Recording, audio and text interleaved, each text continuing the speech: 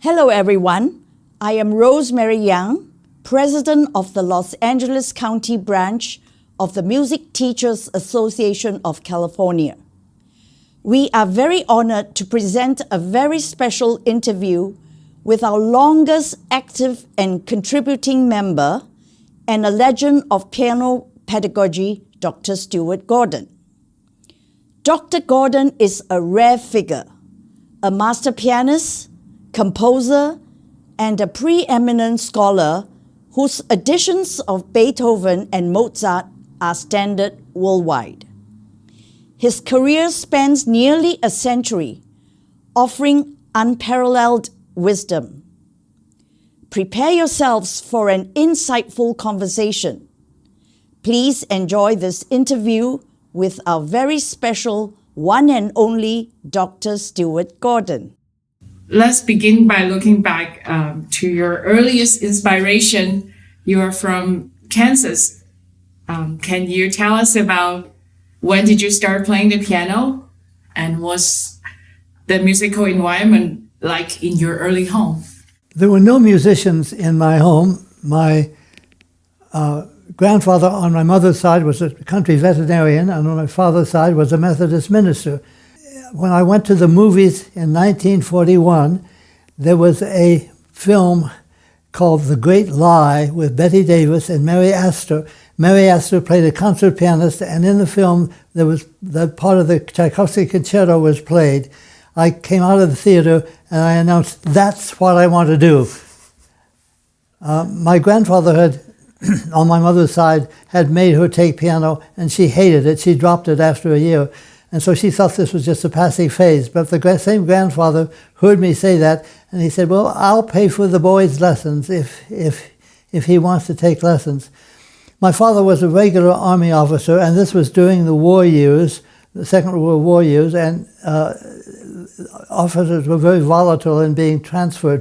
So we were in various places, Florida, Texas, California, Kansas, Washington, D.C., and every time I would change teachers, sometimes the teachers were good, and sometimes, looking back, sometimes they were good, and sometimes they were bad. But none of the teachers really prepared me technically. I had talent, and I could play the pieces musically, and they'd give me a little more advanced pieces, but there was no technical regimen or no technical discipline. So I just kind of did that. After the war, my father was in occupied Germany. When the U.S. sector there, he was transferred over there, and dependents went over there. And so he wrote back to my mother, because we were going to go over as dependents and live there. And he said, "I'm was looking for a teacher for Stewart, and there's a man who's supposed to be very famous. His name was Walter Gieseking." And I knew Gieseking from his recordings. I said, "Oh, Gieseking! Oh, I want to study with Gieseking." So it was after we got over there. It was made Gieseking had to be cleared so that an Army officer's son could study with him. They have to give him clearance, and he got clearance for me to go to his home. He lived in Wiesbaden. We were in Frankfurt, and there was nothing in Germany. That was a cold winter. And money was no good because there was nothing in the stores to buy. We paid Mrs. Gieseking. My mother would write to New York and order packages of food for Mrs. Gieseking's kitchen from lists that she gave him, and we would pay the Gieseking family in packages of food. Money was useless because there was nothing in the stores. And his wonderful, beautiful house, he had a house in Wiesbaden in the hills overlooking the city, and his wonderful, beautiful house had no heat except in one room. So we had, I took my lessons on an upright piano.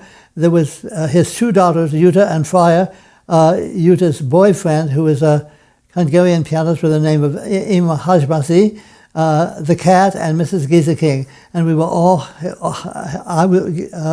Mr. Gieseking and I were there on the piano in the corner, and that's where I took my lessons every week during that time.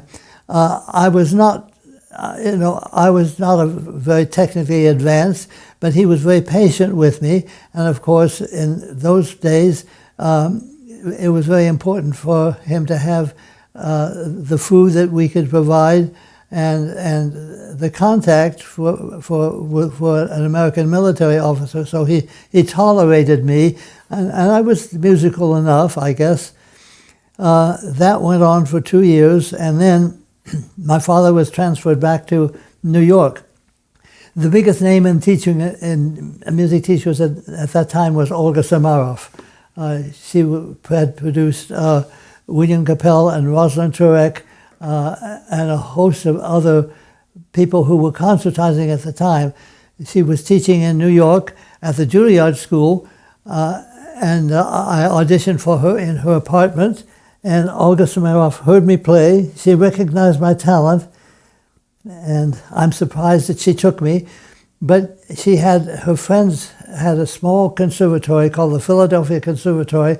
Their names were Azaman. She was friendly with them, and she lent her name to the conservatory and traveled there on Mondays and taught all day and heard a recital at night and went back to New York on Tuesday.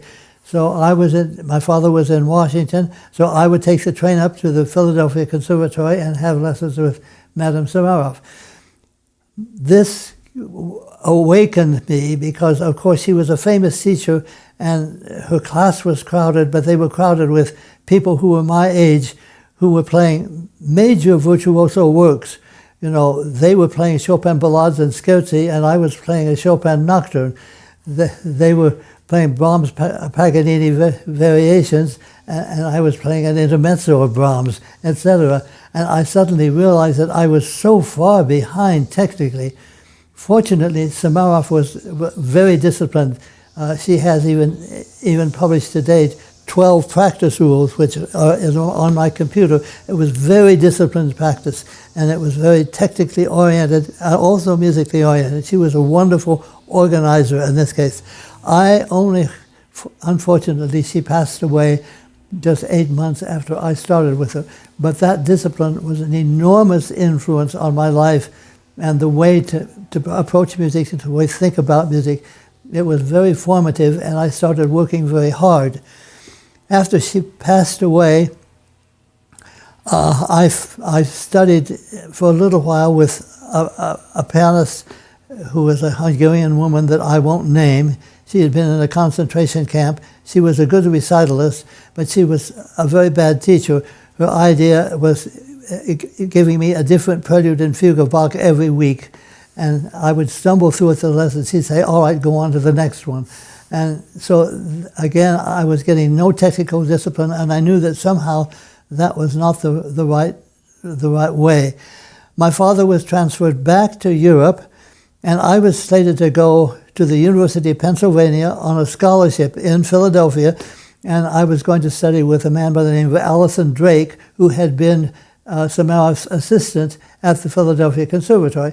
He like Madame Samaroff, he was not an inspiring teacher, but he was a very disciplined teacher, and I knew that I needed that discipline. Then my parents wrote back that Gieseking, meanwhile, had formed a master class in Saarbrücken. The way that happened, Germans could not travel, and Gieseking was not able to tour, but Saarbrücken, the Saarland, was very rich in industry and in minerals and natural resources, and it was under the French protectorate, and the French wanted the Germans to vote to go to France when it came time for the populace to vote where they were going to go after the occupation.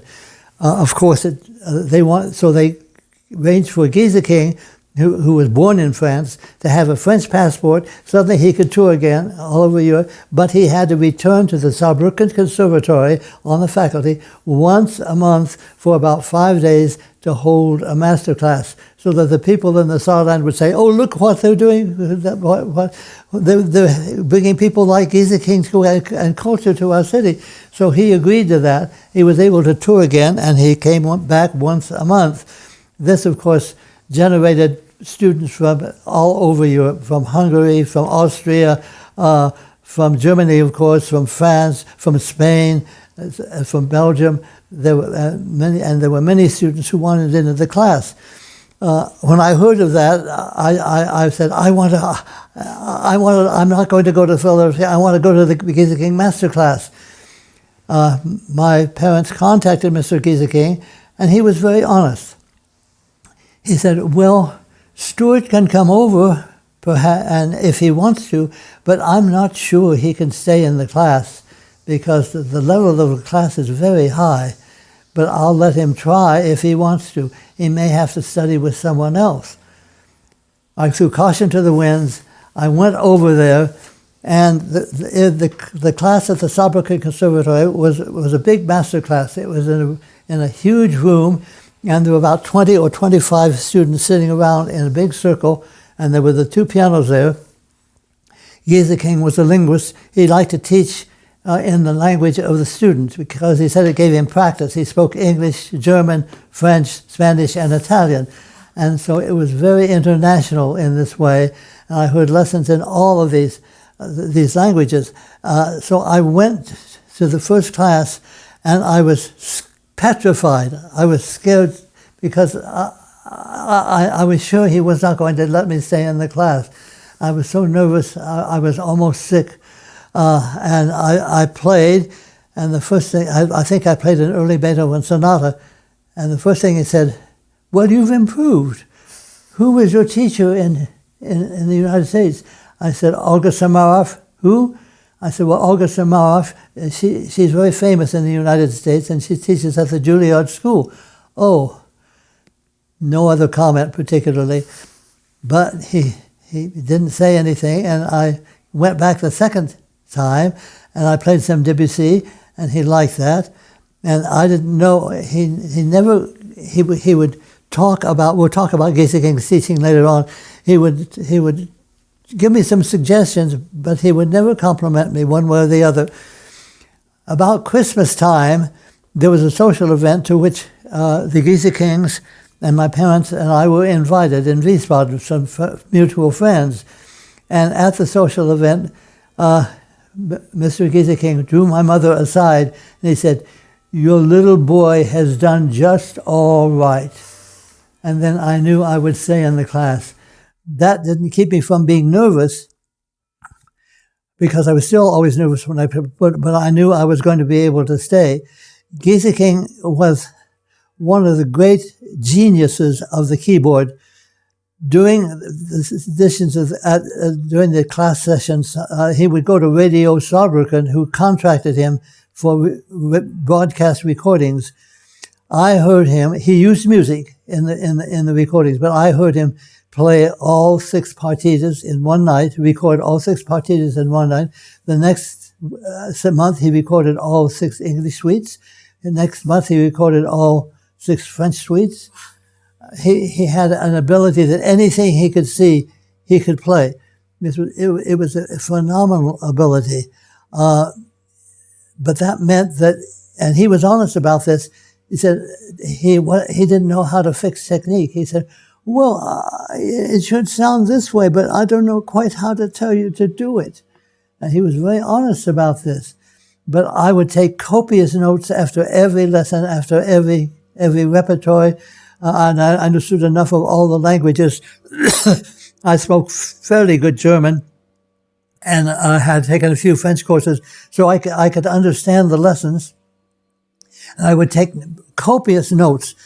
The Saarbrücken story, I would get on the typewriter and I would type all these notes of everyone's lesson and what he said. And Samaroff had given me the ability to look at physical processes and relate them to sound and how to do it. So I was able to analyze that little by little, and I was able to analyze how Gieseking was able to do a lot of things. And of course, his musicality was so incredible. His tone was unique. Of course, he was famous for Debussy and Ravel. His tone was unique. Thus, I was able to stay in the Gieseking class for 2.5 years and do significant repertory. I studied the 4 ballades with him, Gaspard de la Nuit, all the Debussy preludes. I studied Mozart Sonatas. Gieseking's manager, a man by the name of Andre Puglia, heard me in the recital and liked my playing so much he wanted to with Gieseking's blessing, showcased me at a meeting of managers in London the following fall so that I could get some concerts in Europe. My father, this was during the Korean War, however, and I was of draft age. I was in my early 20s. My father had been an infantryman in World War I and had risen through the ranks to a colonel by World War II, but he knew what Army life was like. And he told me, son, you've got to keep you out of the draft because military training will ruin your hands. So there was a program, a naval scholarship program introduced to Congress by a senator by the name of Holloway. It was called the Holloway Act. And if I took lots of tests and interviews and passed them, I could get a scholarship to the university in my home state, which was Kansas, for 4 years, and a small living stipend for those 4 years. I had accumulated some academic credits here and there, so I was accepted into the program and went in as a junior. The Navy would not let me take music or music performance. So I took speech and drama, that was acceptable. They thought it was acceptable. The University of Kansas had hired a German director by the name of John Newfield, who had worked with Max Reinhardt in Berlin.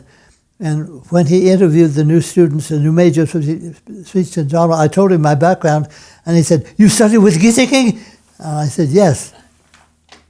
He said, "Do you write music?" I said, "Well, I can." He said, "You will do music, incidental music for all my productions. I want original music for all my productions." And so I took courses, but I also enrolled in a special course which allowed me the time to compose music for all his productions on campus. So I did Molière plays, I did Shakespeare plays. He was particularly fond of Christopher Fry, the English contemporary writer. So I did The Lady's Not for Burning, and other, The Phoenix Too Frequent were Christopher Fry plays.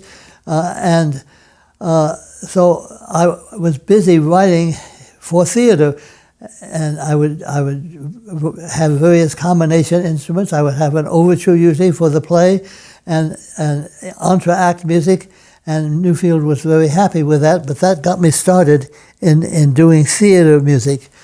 I finished my bachelor's degree within 2 years, but it was a 4-year Navy program.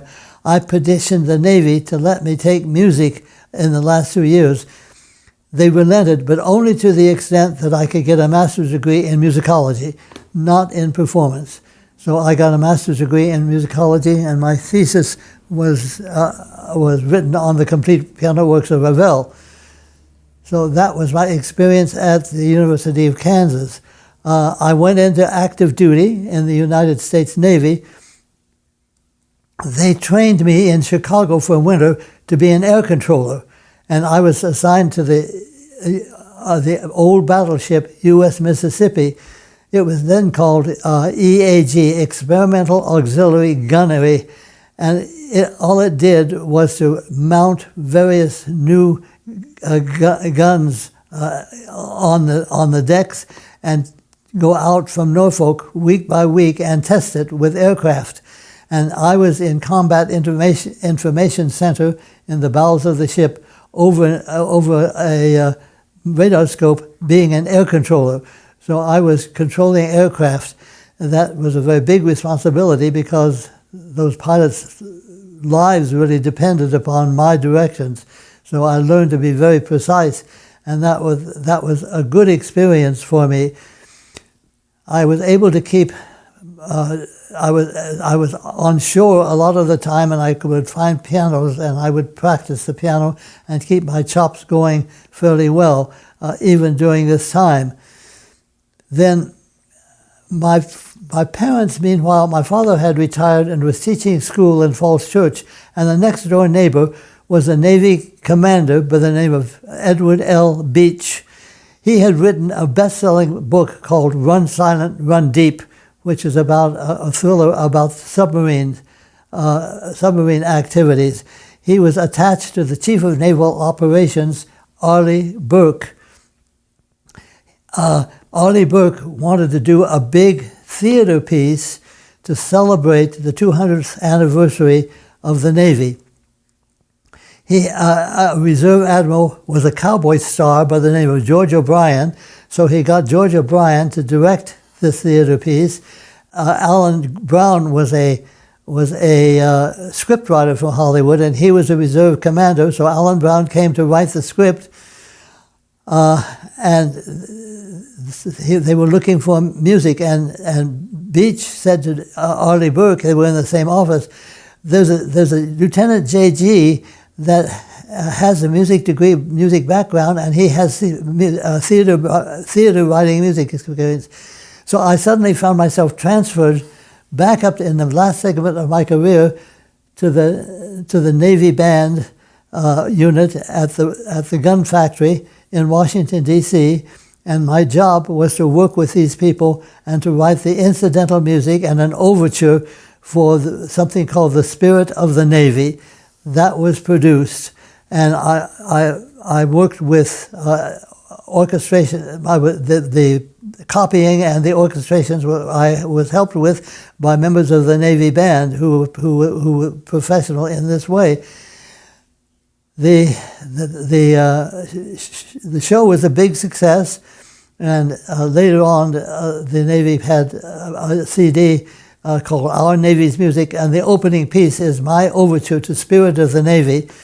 Admiral Arleigh Burke, I was told, loved fife and drum music, so in the middle section I had a big section of fife and drum music for Arleigh Burke to enjoy. But that was my second big experiment in writing for theater music, latching on to what I had been doing in university, and that's how I loved theater music and wanted to continue writing it after I got out of the Navy. I did my 3 years in the Navy. I had the choice, of course, of staying in the Navy. The program was to build naval officers, but of course I wanted to go back to music. I was out of a job, and I lived in my parents' house for about 4 months, and I was a night clerk in a motel to earn enough music. But I was able to find a job at a small, through an agency, at a small Quaker college in Wilmington, Ohio, Wilmington College. And I was the only full-time faculty member. The rest were simply part-time faculty members who came in to teach lessons here and there. I had to teach music appreciation. I taught a basic skills course for teachers. I conducted the chorus. I did everything. And I had about 3 piano students. But that was my stint at Wilmington College. The people were lovely. It was a lovely campus, and the people were lovely. Every Wednesday at 10 o'clock, we would all assemble in the auditorium and have a Quaker silent service. Someone would get up and say, "Let the service begin." The men were on one side, the women were on the other, and we would sit in silence for the hour. That was the traditional Quaker silent service. So I knew that that's not, I loved the people and I loved the job, but I knew that's not where I wanted to stay. So every night, back in those days, there was no copying machines and there were no computers. I had an almanac listing all the colleges and universities in the country. And so every night I would make myself type up 5 resumes and send them blind to various music departments in the country. Most of them never even answered me. Some of them would answer me and say, "Thank you for your interest, but we have no vacancies available." But I was trying to move up to the next step from Wilmington College. Wilmington College had something called the Folk Festival, which amassed high school musicians, band musicians, to play for a weekend, form an orchestra and play for a weekend with a chorus. The man who was head of the National Gallery music program was a man by the name of Richard Bales. He had written something called The Confederacy, which was a kind of hour and a half long pastiche of popular songs that were popular during the Civil War, and it was for chorus and orchestra. So I contacted Richard Bales, told him of this, and asked him if he would come to this festival and conduct the Confederacy. He quickly agreed. I became acquainted with him, and so in turn he invited me to do a performance in his series in the East Garden Court at the National Gallery of Art. That was a very prestigious series in the city of Washington. It was always reviewed by the critics, and it was broadcast live on WGMS. So I went there and I played a recital for the National Gallery of Art, and lo and behold, Paul Hume and they gave me spectacular reviews. I can't imagine the reviews that they gave me. Now, Paul Hume had the highest profile in the country as a music critic, because he had President Truman, his daughter Margaret Truman, was a singer, and she was not a very good singer, and she had sung a concert at the Phillips Gallery, and Paul Hume gave her a bad review. The President of the United States was so angry that he took a piece of White House stationery and wrote a nasty note back to Paul Hume and sent it in the mail. Paul Hume got it. First, he didn't believe that it was real. He thought it was a joke. But he was on the regular faculty of the Post, or the regular as a reporter. He took it, and they verified it was true. Well, that became a sensational story nationwide, that the President Truman had written this music critic a nasty note because the critic had given Margaret Truman a bad review. And so Paul Hume became very famous. So a review by Paul Hume, a good review by Paul Hume, was immediately noticed. It was noticed by a manager in New York. And two things happened. It was noticed by a manager in New York, Mildred Chagall, and so she contacted me. She was a small management, but she was looking for a pianist, so I got a New York manager. That was the first thing. The other thing was that a man by the name of Homer Ulrich, who was chair of the music department at the University of Maryland, read the review, and the week before, one of his piano professors had said that she was going to get married and move away, and he was looking for a piano professor. So he called up Richard Bales at the National Gallery, and he said, "Is Stewart Gordon still in town?" And he said, "Yes, his parents live in Arlington. He's probably still here." He gave me the number, and so I got a call from Homer Ulrich, who said, "Would you come out to the University of Maryland and have an interview with me, and would you apply to the search committee?" Boy, now the University of Maryland did not have a very prestigious department at that time, but make a long story short, they hired me, and I was in at the University of Maryland then for the next 25 years. I helped Homer Ulrich build that department, and I started a piano festival in order to get a higher profile at the department and a piano competition, and that's why I got in the piano festival and competition business, in order to give a higher profile, because the competition would attract all the good pianists from Juilliard and Curtis and around the country, and we began to get foreign, and I would hire well-known judges, and so that became a very well-known competition. Eventually became the William Capell competition, which was named for Capell in his honor after he died in an airplane crash. So that's how I got into the academic, administrative festival kind of field.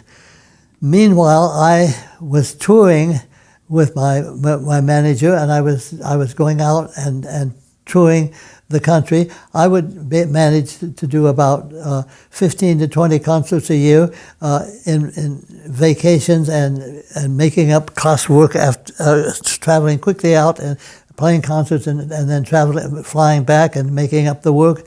So I was able to do that for a number of years, and gradually my reputation began to build. There was a small recording company started in Washington, D.C. by the name of Washington Records, and they hired me to record. I recorded the Schumann Sonata and the Schubert Sonata, which got good reviews. And then I found out that the Mora Limpany, only recording of all the Rachmaninoff preludes, was made by English pianist Mora Limpany, and it had gone out of press. So I decided I would learn all the Rachmaninoff preludes and record them, because it would be, for a while, it was the only available recording. That meant I got reviewed, because it was the only available recording. So that helped too, and it was reviewed favorably in almost all cases. So that was my career at the University of Maryland. Eventually, I became chairman of the department at the University of Maryland when Homer Ulrich retired. And so that was the first part of my career. At some point, you went back to Eastman School to get a doctorate. Was it before? Oh yes, that begins to talk about my next famous teacher. I was going to study with Eastman had a program where, as if you attended a 6-week course for 5 summers and then 1 year in residence, you could have everything required for the doctorate. And so I started on that program because I knew if I was in academic life, I would want a DMA. The DMA was a little different. Howard Hanson created the DMA as a doctoral level for performers. A musicologist who was writing for the New York Herald Tribune, now no longer extant, criticized Hanson because he said that the doctorate should be reserved for a research degree and not given to performers. Hanson wrote back, but he also beefed up the DMA.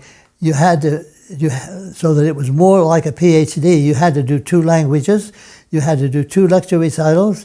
You had to do qualifying exams, of course, and you had to do a major dissertation. When I first started at the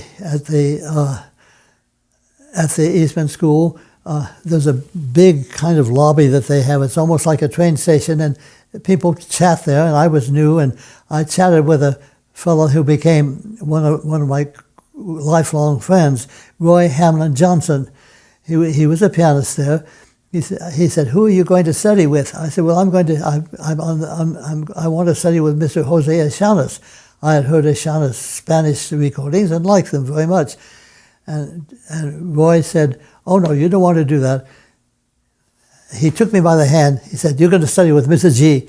I said, "What? Who? What's that?" He went up to the 2nd floor, knocked on the door, and Cecile Genhardt answered the door.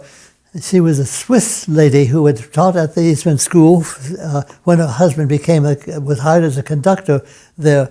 She was a Swiss lady, and Roy Johnson said, "This is Stewart Gordon. He's a student of Gieseking, and he wants to study with you." And she said, "A student of Gieseking, come in." And so I studied with Cecile Genhardt as my major teacher all 6 summers. And with the year in residence. She was a remarkable person. She had had a good career in Germany and was on the rise there when she met Hermann Genhardt. Her name was Cecile Staub. They fell in love, and he was hired by Hanson as a conductor for the Eastman School. So she moved to Rochester there and then eventually started teaching at the Eastman School. She was a very organized musical lady, very demanding. She of course she treated me a little different, but she said, "Until I make a freshman cry, they do not listen to me." So she had that kind of that discipline. She became very close to me. When it came time to do my doctoral dissertation, I went to her and I said, "Mrs. Genhardt, you have such wonderful teaching ideas. Can I base my dissertation on you, your biography, and your teaching ideas?" And she said, "Yes." So when I was in residence, I would travel every Sunday to her house at the edge of Rochester, and we would sit. She would not use a tape recorder. She would make me write notes about her teaching methods, and she would have all these little pieces of paper of ideas that she would collect through the week. And so I wrote her biography and her teaching method as my dissertation. That dissertation became possibly the most checked out dissertation in the Sibley Library at Eastman, and eventually people talked me into putting it up online. So it is now on online in Kindle, so people can read the dissertation.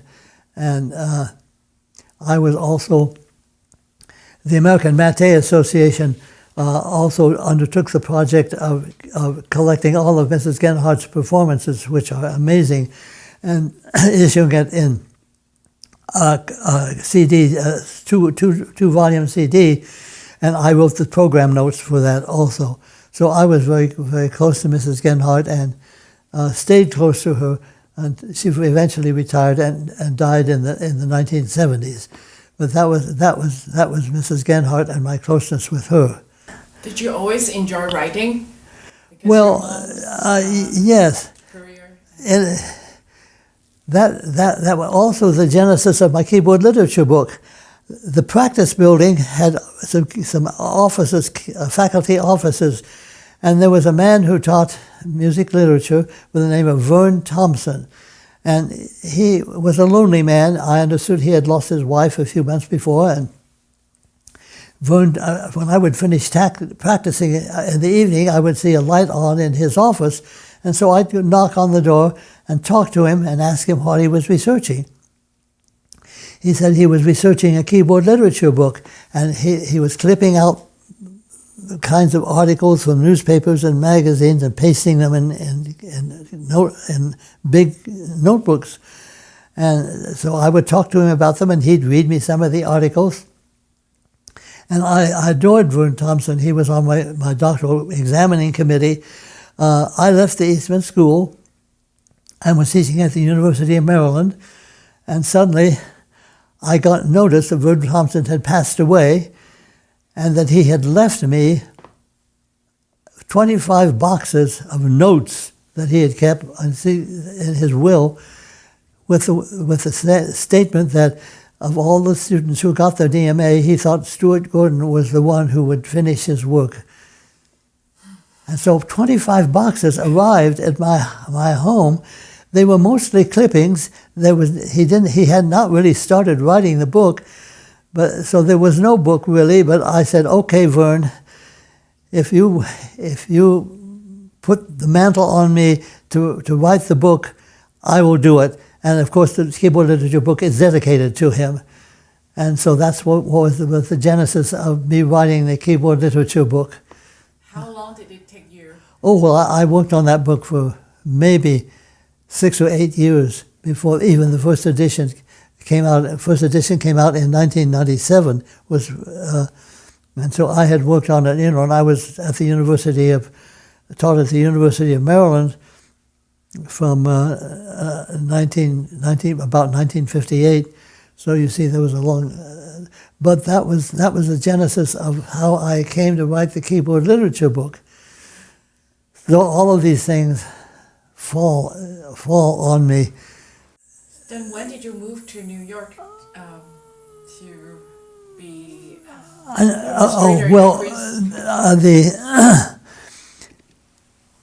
I was very close to a woman by the name of Shirley Strum Kenny, who was the provost for arts and sciences at the University of Maryland, and she was a great music lover. And when I was chairman of the music department, she had given sponsors so that we could have good things, do good things on campus. She had given money for that. I would petition her for special funds, and she would make those available. We were very close. Shirley Kenny was a Texan. Her name was Shirley Strum Kenny. She was a Texan with a Texas accent, but she was tough as she could be. She was called the Iron Magnolia. And And I suddenly found that Shirley Kenny had accepted a position at Queens College in New York as the president. And so I was very sad about that. And Shirley said to me, we'd worked so much, she said, "Stewart, you wouldn't want to come to Queens College and work for me, would you?" I said, "Oh, I don't think so." Then I thought about it. I said, "Well, I'd never lived in New York. And I've been at the University of Maryland for 25 years. And, I'd come to become chairman of the department, so I'd had some good administrative experience." So I said, "Okay, I'll do it." So I went to Queens College as her executive vice president, which was an appointment that she could make. 2 months later, the provost of Queens College resigned to take another position. And so they did a search, and I became acting provost. They did a search, and then the search committee came back and said, "We like Stewart better than any of the candidates. Do you think he would stay on as provost?" So I stayed on as provost, and I was then provost of Queens College for 3 years, working closely with Shirley Kenny. And boy, that was an education. New York, Queens College was part of the City University of New York network, and New York politics is enormously complex. I had to deal with labor unions who were taking night classes and making demands. I had to deal with New York politics, which were incredibly complex. The budget of Queens College, for which I was responsible, had to be passed by the New York legislature, not the city of New York, but by the New York state legislature. So I was going up with Shirley Kenny to present the budget to the state legislature. It was a completely different thing. And I was, I managed somehow to keep myself in shape, and Richard Bales was still at the National Gallery of Art, so I contacted him. I said, "Could I give another recital at the National Gallery?" And he said, "Yes." So I went down and gave a recital, and I was in good shape. And I had seen I was getting tired of administration. I wanted to go back to music, and I had seen advertised a music position at the University of Southern California for piano. And I had just played that National Gallery recital, so I said, well, I'm in pretty good shape. So I sneaked into my office. I didn't want my secretaries to know what I was doing, and made an application and sent it out. A couple of days later, I came back from lunch, and my secretary said, "Dr. Gordon, there's a man from California by the name of John Perry who wants to talk to you." I said, "Oh, really? Do you want to talk to him?" "Oh, yes." Put him through. So John Perry got on. He said, "Stewart, we got your stuff. Can you come out Saturday night and play a recital?" And so I said, I'm not feeling too well this afternoon. Cancel my appointment. And I went up to practice. And the rest is history. I came out and played the recital, and I got the job at the University of Southern California. And I had to tell Shirley Kenny that I was leaving. That was a very tearful, she and her husband were very close to me, and that was a very tearful supper that we had that night. But then I went to California, and then Shirley left Queens College and became the president of Stony Brook, New York University at Stony Brook, where she stayed for almost a decade. So she was going to leave also, as it turned out. So it turned out, Shirley and I, interestingly enough, have the same birthday, August 28th. And so I always call her, she's retired now, and I always call her to celebrate our birthday together. So that was how I got to the University of Southern California. Wow. Now, when I was at Maryland, I was running this piano festival, and I had guest artists. And I had hired a wonderful pianist by the name of Tom Schumacher, who had been a student of Adele Marcus, who was a big teacher at Juilliard. And Tom kept pushing me to say, "We should have Adele down here for a master class. We should have Adele down for a master class." I said, "All right, we will. because she had a lot of famous students at Juilliard. So she came down for a master class, and she was warming up on stage. And the facility and the tone, I said, oh, that's the kind of piano playing I don't know anything about.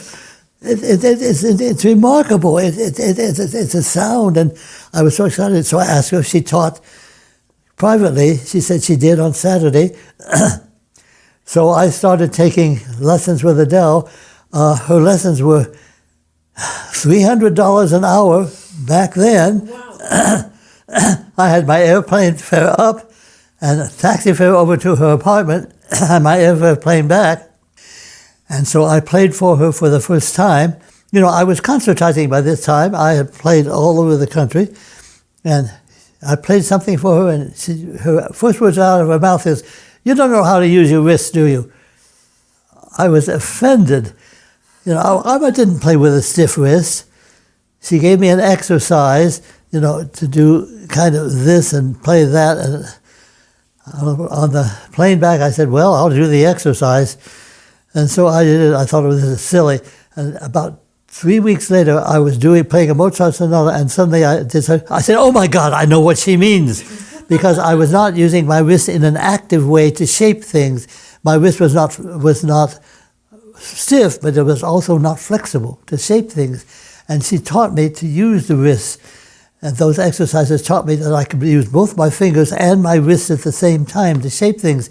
And that made a huge difference in my playing. I studied privately with Adele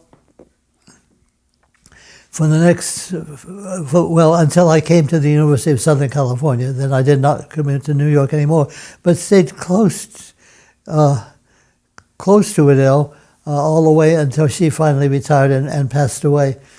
I remember during my study with you at USC, I always, before that, when I play something virtuosic, I always feel very tense, and then eventually we'll just go to acupuncture and then have problem with my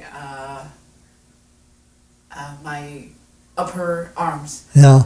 But then you always tell me to loosen up my wrist, and that actually did solve a lot of my dilemmas for well, years. yes, those are the places that I got that through the wonderful teaching that I had. So that was that. As far as when I was at the University of Maryland, Homer Ulrich became the editor of the American Music Teacher, the MTNA. He was the major editor because he had written books about music appreciation and books about chamber music, and he was a famous author, so they made him the editor. And he asked me if I would like to write a column for every month. So I said, sure. So I would write about technique and about interpretation, and I called it the New Davidites. You remember Davidsbündler, Schumann. So I said the New Davidites and wrote the column with a tribute to Schumann. And when Ulrich finally resigned, I thought, well, I've got all of these magazine articles. I should revise it and put it in a book. And that was the first book, Etudes for Piano Teachers, which was sold then to Oxford University Press. And then came the book on performance practices, and then came the book on career development, and the other kind of thing, and finally the book on the Beethoven Sonatas. Also, the Beethoven Sonatas were also dumped in my lap. Alfred Music called me up one day, and because I had published, they know my writing from the magazine, and E.L. Lancaster said, Willard Palmer was going to do a new edition of the Beethoven Sonatas, but he can't do it. He's too ill. The editorial board wondered if you'd be interested in doing it. He had only done half of the first volume. And, my immediate reaction was, why? There are lots of editions of the Beethoven Sonatas. And I said, well, let me think about it. I thought about it, and then I realized that when I had a Beethoven sonata, I would have editions all over the floor around me. I wanted to see Schnabel fingering. I wanted to see how Claudio Rau did this ornament, how Schnabel did this ornament, how Berta Wallner, who was Henley, did that, and various problems in notes that had different sources. I said, what if there was an edition in which I took 12 of the most popular editions, and there wouldn't be 12 different solutions to an ornament, but there might be 3 or 4, and I'll list them, and people wouldn't have to look all that up, and they could find out what Schnabel thought and what Rau thought and what this. So I called Eel back and said, well, this is going to be a heavily footnoted edition, but if you do this, this will be a useful edition because performers can then have all of these different opinions, all of whom were in the right ballpark, but who solved these problems to which there were no real answers differently, and they would have all these right at their fingertips and could make a decision. And as I always say, it's not so much what decision you come up with, but it's the process of becoming this deeply involved in the details that leads to your own conviction, performance, and eventually even to security in performance, because you're examining details so deeply. And so that's how the Beethoven came along. How many years did it take Pardon? for the Beethoven editions to come out? Well, there are 4 volumes, Yes. all 32. You know, and it took me. I mean, they didn't come out at once. They came out, approximately 3 to 4 years apart. But I finally got all of them done. And then Alfred, because the Beethoven had been so popular, Alfred said, "Wouldn't you like to do the Mozart sonatas?" And again, I said, well, there's a lot of good editions of the Mozart sonatas. Why do we need another one? And then I got involved in the Mozart, and I found that, interestingly enough, that was a totally different research problem from the Beethoven. All of the sonatas were published during Beethoven's lifetime, so we had access to all first editions, which Beethoven examined and sometimes corrected. And we had access to 13 of the autographs in his own handwriting. But with Mozart, there were some Mozart autographs, but they were sketchy. Mozart performed his sonatas, we know, but he didn't. He sketched them. He had very few dynamics in there, and they were sometimes published years after we know he had started performing them. Maybe he added the dynamics with the publishers, but maybe not. Some people think not. So that was a different problem. Also, we have to realize that improvisation was so prominent and Mozart was such a great improvisator, he probably didn't play his sonatas the same way every time. I had grown up with Samaroff, who absolutely worshipped follow the score, and that's the way Beethoven's philosophy was. We know Beethoven was very meticulous. Although Beethoven's scores were messy, we know that he was very meticulous about them, and he was very meticulous about following things. At one point, to a string player, he wrote, "A dot is not the same thing as a dash, which is not the same thing." I mean, this kind of thing. We know he was particular about all of this, but that was not true of Mozart. Mozart was very improvisatory in the entire thing. So we do the best we can to follow the score, but we have to use more flexibility. And the last few sonatas were published after Mozart died, so he had no way of putting input, whereas Beethoven put input on all of his piano scores. So that was a different research problem altogether. And then the other thing was ornamentation. With Samaroff, Carl Friedrich Emanuel Bach was the Bible for ornamentation. He was the only thing. Later research has revealed that he was only of one opinion, and the others who also were respected and publishers didn't agree with Bach. Bach said the materials all have to start on the upper accessory. Other people didn't agree with him. And so that is no longer as rigid as it was, and the ornamentation is more more in the area of being able to sense what a good ornament is in the context of improvisation. And so that loosens that whole, and that's all in my foreword to the two Mozart editions. That reflecting that change and the research problems there.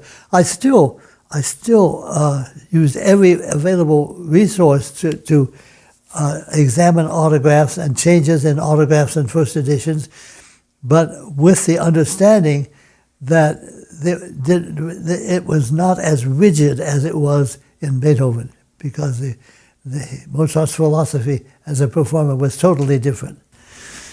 Yeah, you also added all the structure of each sonatas, which was very helpful. Yes, well, that's just me doing the structures for because I'm a great one for knowing what the form is and having an awareness of that form. I mean, it's like traveling somewhere. If you know what the geography is and you know where you are and where to turn and that kind of thing, it's much more purposeful and much more authentic. And the same with structure. If in the back of your mind you know when the second theme comes in, that's helpful. Do you want to talk about the Debussy's?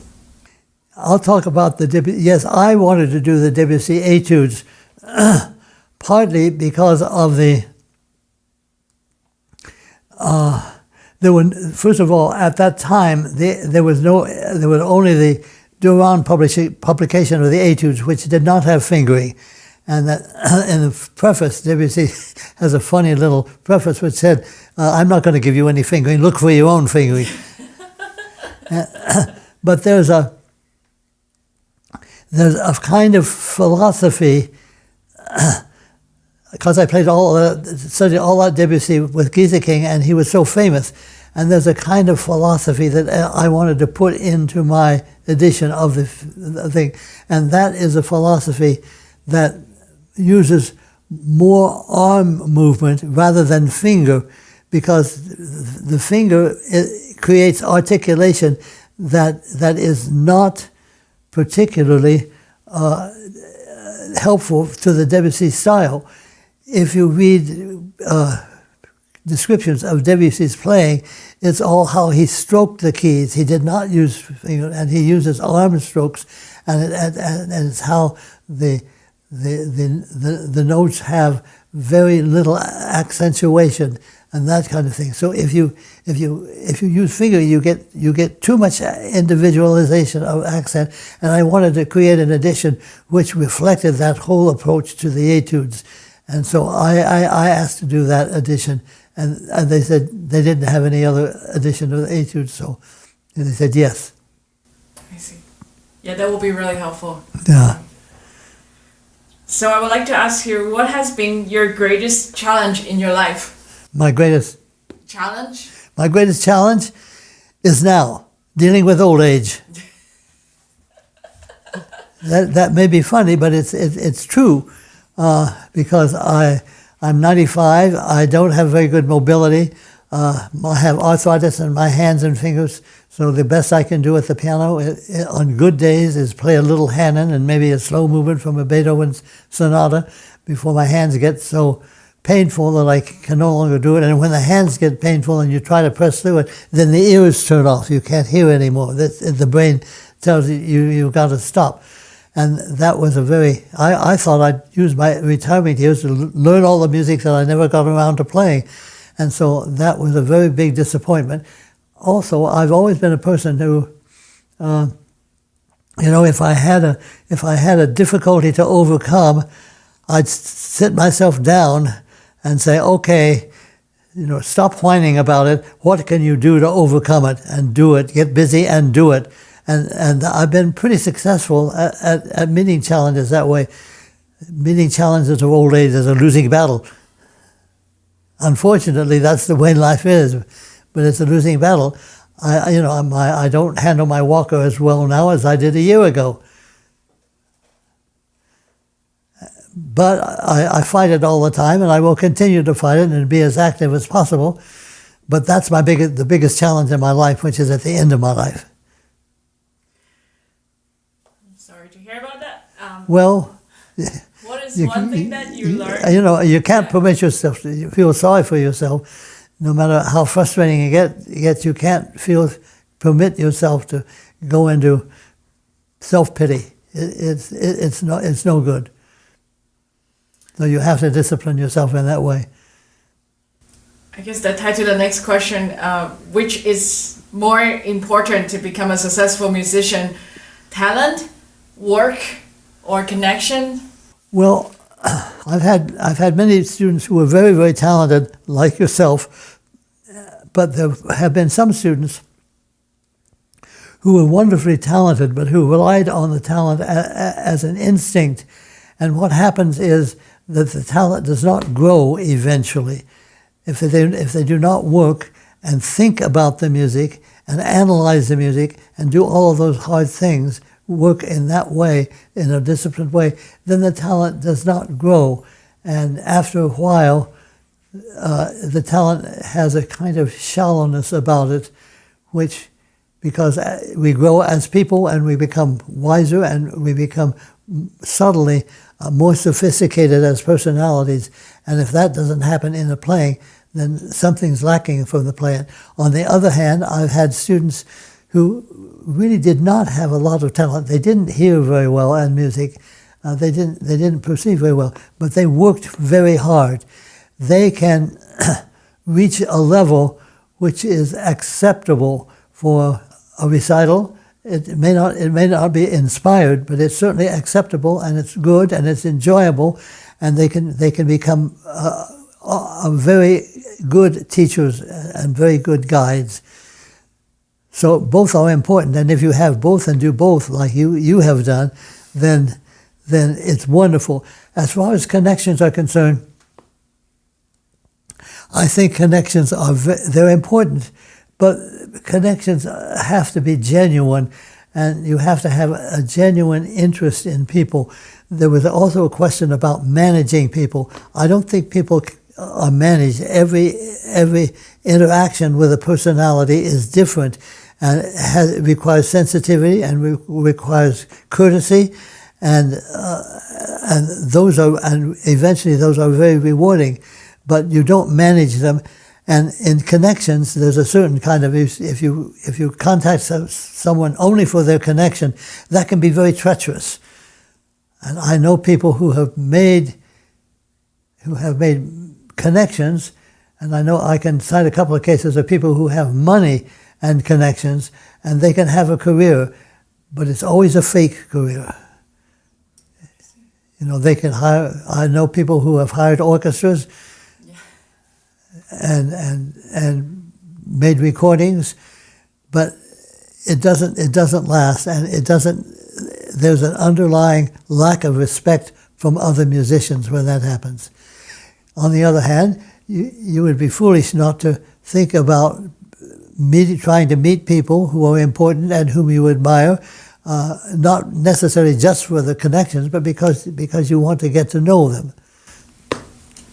Could you also share with us what habits or practices that help you sustain your creativity and passions for music over the decades? Well, I sustain my passion partly because of the music itself, because I get very excited about new music. I get excited about old music that I suddenly have had an opportunity to work with every day, and it becomes part of you. And it becomes you cherish the time that you're with that music. It's not only performance that's important; it's the relationship you build with the music, and it's not only an analytical and intellectual relationship, but it's an emotional relationship. I have an emotional feeling about Chopin's Fourth Ballade, for example. I love that piece. In the same way that it's not a human love, but it is love. And I respond every time I hear it, and every time think about it, or every time I teach it, I respond emotionally to it. And that's something that we musicians have that is invaluable. And that's the other thing that has given me great pleasure is seeing the achievements of my students, being able to share with their successes and their stepping stones as they go up the profession and achieve things. That is almost equally as my own achievements. That's very important to me. So almost 2 decades after your book, Mastering the Arts of Performances, came out, do you have anything to add to it for this generation of young musicians, since we are in a world where AI can replicate many skills like composing a song or... Well, AI, you bring up AI. AI is interesting, you know. A few weeks ago, it was #1 hit in a cowboy song. It was #1 on the charts, and that's all fun. And everyone was panicked because we thought AI, AI can compose a piece in the style of Chopin in 3 minutes. That's the 5th ballade. And then they compose the 6th ballade, and then they compose the 7th ballade, they compose the 8th ballade, and maybe go up to 100 ballades in the style of Chopin. Well, this, for my generation, that will never replace the history I have with the original Chopin ballade. That's probably going to be true of everyone who still learned it as when the AI was not around. Whether or not the next generation will find that their favorite ballade is AI ballade number 82, or not. Maybe they will. I can't say, but that will have to be a totally emotional experience from the one that I've had. I might add something else. I've encouraged students to think about their careers early on, particularly doctoral students who are going to have to jump into the great void of suddenly having a diploma in hand but no job and no income. And I've encouraged them to do, and so there's some interesting experiments with students. One of my doctoral students did some Mario Brothers arrangements of video games for piano, and suddenly it took off on the internet, and he had 2 million followers.